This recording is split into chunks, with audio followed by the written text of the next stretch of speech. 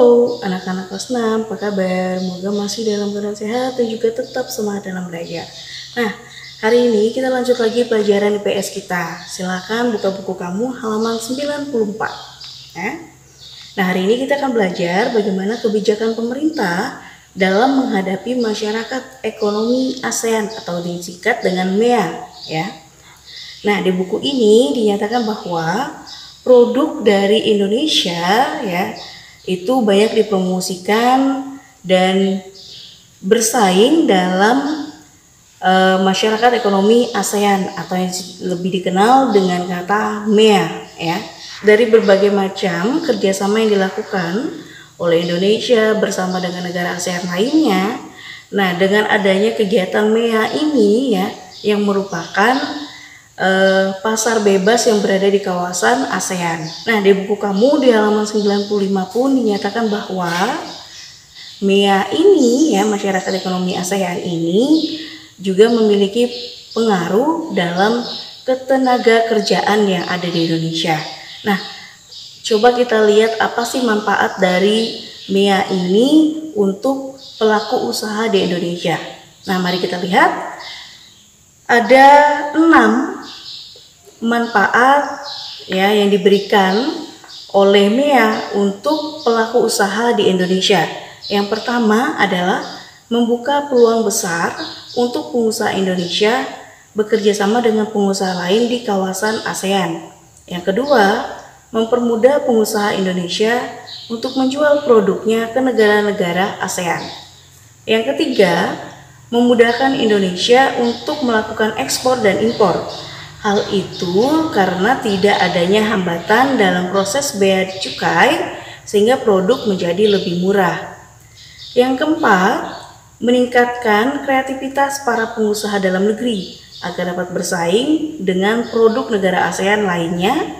Pengusaha harus selalu kreatif dalam menciptakan produk yang diminati oleh pasar. Yang kelima, meningkatkan perekonomian negara sehingga pemasukan negara bertambah. Dan yang terakhir, yang keenam, meningkatkan kesejahteraan masyarakat Indonesia. Dengan semakin banyaknya usaha yang dikembangkan, semakin banyak pula lapangan pekerjaan yang tercipta. Jadi MEA ini, ya, masyarakat ekonomi ASEAN ini sangat memberikan keuntungan bagi pengusaha-pengusaha yang ada di Indonesia dan juga negara-negara ASEAN lainnya, di mana dengan adanya MEA ini maka produk apapun, ya, yang diciptakan oleh pengusaha-pengusaha itu bisa dikenali, dikembangkan, kemudian diperjualkan untuk negara-negara yang ada di ASEAN, ya. Dengan adanya kegiatan MEA ini, ya, yang merupakan pasar besar yang berada di kawasan ASEAN, di mana memiliki 6 manfaat untuk pelaku usaha di Indonesia, tentu pemerintah Indonesia juga harus menyiapkan nih bagaimana masyarakat Indonesia juga bisa menghadapi segala kendala yang akan terjadi jika kita masuk dalam pasar bebas ini, ya. Manfaatnya tadi kan sudah terpaparkan. Jadi untuk memperoleh dan mencapai manfaat itu, ya, tentu pemerintah Indonesia juga harus menyiapkan masyarakat Indonesia, ya, bagaimana nih harus bersikap seperti apa dalam menghadapi pasar bebas ini, ya. Nah, kalau kamu lihat di buku kamu di halaman 95 dinyatakan juga bahwa dalam menghadapi MEA, ya, masih ada beberapa hambatan yang dihadapi oleh bangsa Indonesia.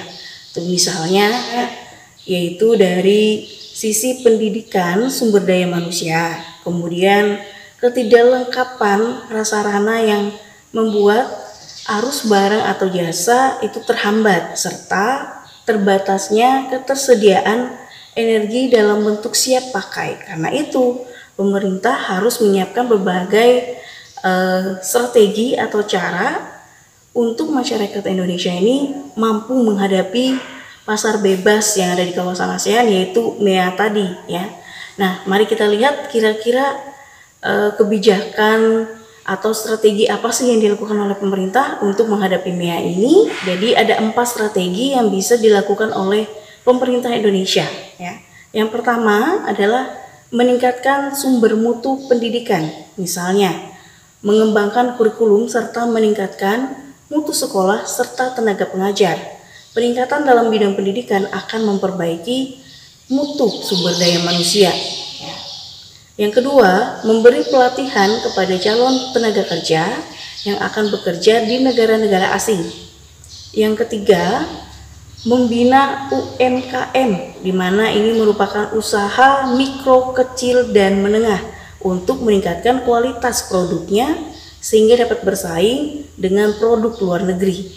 Yang keempat, menyiapkan produk-produk unggulan untuk bersaing di pasar ASEAN. Nah, jadi 4 strategi tadi itu bisa kita terapkan ya dalam kehidupan kita untuk meningkatkan dan untuk mampu bersaing di pasar ASEAN. Jadi apa yang dipaparkan di sini bahwa untuk menghadapi pasar bebas tentu kita harus punya kreativitas ya, kemudian sifat kerja keras, selalu belajar, tidak pernah berhenti. Kalau udah merasa ini sudah cukup sampai sini, tidak ada, terus berkarya sehingga kita mampu bersaing dengan dunia. Itulah penjelasan atau pembahasan kita tentang kebijakan pemerintah dalam menghadapi MEA, yaitu masyarakat ekonomi ASEAN. Dan apa yang sudah kita bahas tadi ya tentang manfaat dari MEA ini untuk beberapa pelaku usaha di Indonesia tadi sudah dipaparkan. Kemudian kebijakan pemerintah, apa sih yang harus dipersiapkan, apa sih yang lemah dari pemerintah kita, apa sih yang lemah dari bangsa kita, dan apa yang harus dilakukan pemerintah untuk menyiapkan bangsa kita ini siap menghadapi MEA ini sudah kita bahas. Silakan kamu catat di buku catatan kamu, dan untuk kegiatan kamu di rumah silakan kerjakan soal halaman 96. Soal halaman 96 nomor 3 dan nomor 4 dikerjakan di buku latihan. Oke, sampai di sini dulu pembahasan kita tentang materi kita hari ini. Dan kita akan bertemu lagi di video pembelajaran selanjutnya. Ingat, tetap sehat, tetap semangat, selalu jalankan protokol kesehatan di sini dan sampai jumpa.